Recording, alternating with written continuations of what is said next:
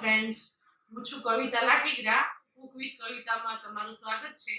અને આજે હું બનાવીશ રાજમા ચાવલ. તો ચાલો, રાજમા ચાવલ બનાવવા બહુ ઈઝી છે. તો ચાલો આપણે રાજમા ચાવલ બનાવીએ. 1.5 વાટકો રાજમા લેવાના છે. રાત્રે મેં ગરમ પાણીમાં પલાળી નાખ્યા છે અને સવારમાં મેં એને પાણી કાઢી અને રાખી દીધા છે. હવે એને બાફી લેવાના છે. તો ચાલો આપણે કુકરમાં રાજમાને બાફી લઈએ. જો રાજમા જૂના હોય તો એમાં પાણી ઓછું નાખવાનું અને નવા હોય તો વધારે પાણી નાખવાનું, જેથી આપણા રાજમા સરસ રીતે બફાઈ જાય. તો એમાં આપણે અત્યારે 1 ગ્લાસ પાણી નાખવાનું છે.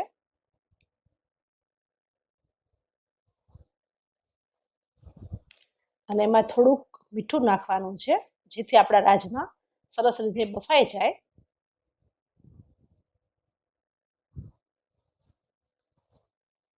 હવે આપણે રાજમાને બાફવા માટે એને કુકરમાં 3 કે 4 સીટી વગાડી દેવાની છે.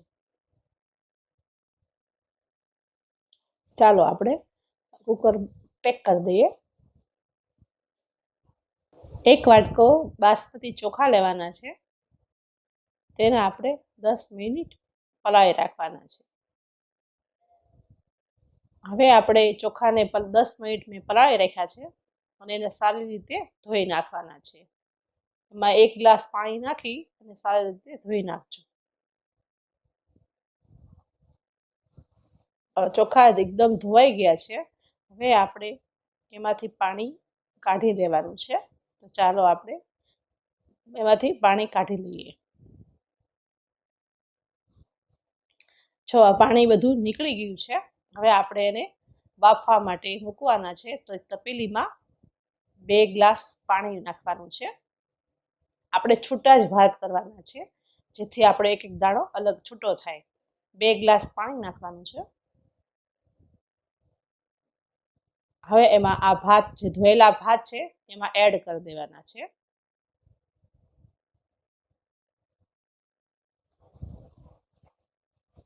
ભાતમાં 2 ગ્લાસ પાણી નાખી અને બાફી લેવાના છે. હવે આપણે ગ્રેવી કરવાની છે. તો કાંદાને આપણે ક્રશ કરી લઈએ અને ટમેટાની ગ્રેવી કરી લઈએ. ડુંગળીને આપણે ક્રશ કરી લઈએ.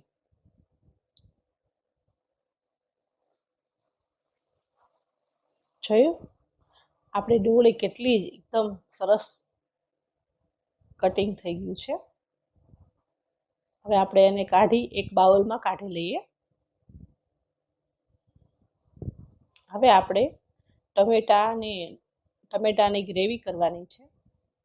તો મિક્સર જાર લઈ લઈએ.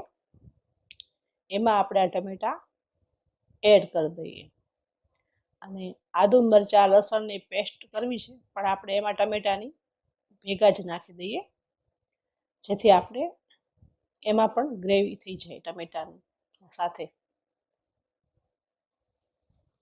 હવે ગ્રેવી કરવા મિક્સર આપણે ચાલુ કરીએ. જોયું ટમેટાની ગ્રેવી તૈયાર. હવે આપણે એક બાઉલમાં આ ગ્રેવીને કાઢી લઈએ.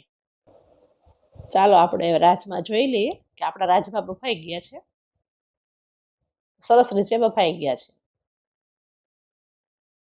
એક પેનમાં 1 ચમચી ઘી નાખીએ. હવે તેમાં 3 ચમચી તેલ નાખીએ.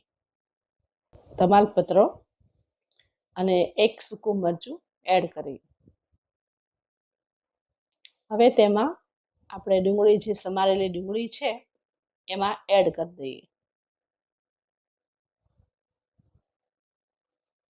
ડુંગળીને થોડીક વાર સાતળીએ. ડુંગળી આપણી સતળાઈ ગઈ છે અને જરીક એમાં મીઠું નાખીએ, જેથી આપણી ડુંગળી સરસ રીતે ચડી જાય. હવે એમાં આપણે ટમેટા અને લસણ, આદુ મરચાંની પેસ્ટ એડ કરી દઈએ. હવે એમાં આપણા ટમેટા કાચા છે, એટલે આપણે એને ચડવા દઈએ. તો થોડીક વાર આપણે ગ્રેવીને સોતળીએ. હવે આપણી ગ્રેવી સોતળાઈ ગઈ છે, તો આપણે મસાલા કરીએ એમાં. તો 1 ચમચી મરચું એડ કરીએ. હવે 1 ચમચી હળદર એડ કરી દઈએ અને 1 ચમચી ગરમ મસાલો એડ કરીએ. આપણે રાજમામાં મીઠું નાખેલું છે એટલે આપણે થોડુંક મીઠું નાખીએ, પછી ટેસ્ટ પ્રમાણે નાખવાનું, વધારે ઓછું. હવે આપણે ગ્રેવીને હલાવીએ. આપણી ગ્રેવી તૈયાર છે. હા, હવે આપણે એમાં કસૂરી મેથી એડ કરી દઈએ, જેથી આપણે ગ્રેવીનો ટેસ્ટ મસ્ત આવે. તો આપણે કસૂરી મેથી નાખીએ અને પાછું આપણે હલાવી દઈએ, એટલે આપણો સરસ ટેસ્ટ આવે. હવે આપણે આ રાજમા બાફેલા છે, જોયું સરસ બફાઈ ગયા છે ને, તો હવે આમાં એડ કરી દઈએ.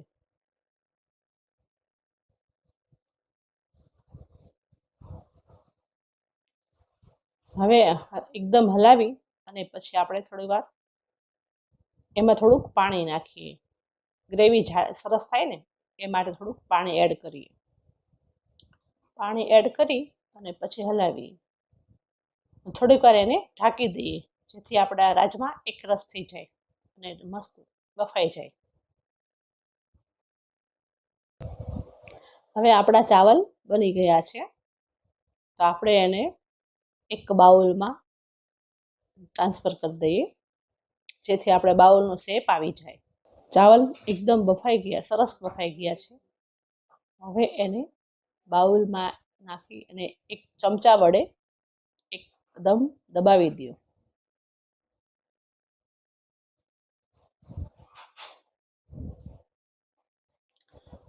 ચાવલ આપણા દબાવીને હવે આ ડીશ છે ને એ આપણે ઊંધી કરી દો અને બાઉલને ઊંધું કરી દો, એટલે આપણા ચાવલ છે એકદમ મસ્ત દેખાશે. જોયું આપણા ચાવલ કેવા મસ્ત શેપ આવી ગયો. હવે આપણે વચ્ચેથી ચાવલને થોડાક કાઢી લેવાના છે, જેથી આપણે એમાં રાજમા એડ કરી શકીએ. તો ચમચા વડે થોડુંક આપણે કાઢી લેવાના છે, જેથી આપણે રાજમા જોયું આપણા રાજમા મસ્ત થઈ ગયા છે ને. હવે આપણે એને આ ચાવલમાં એડ કરી દઈએ.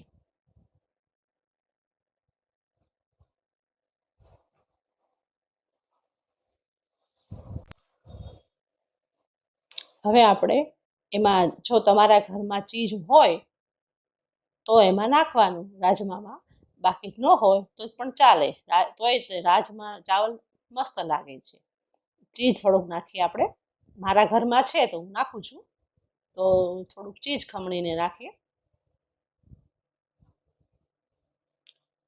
હવે તેમાં આપણે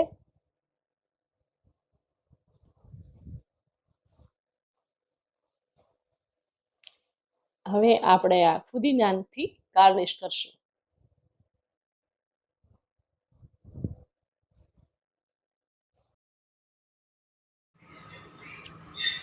તો જોયું તમે રાજમા ચાવલ બનાવવા કેટલા સહેલા છે, કેટલા સરળ છે, ઝડપથી બની જાય છે.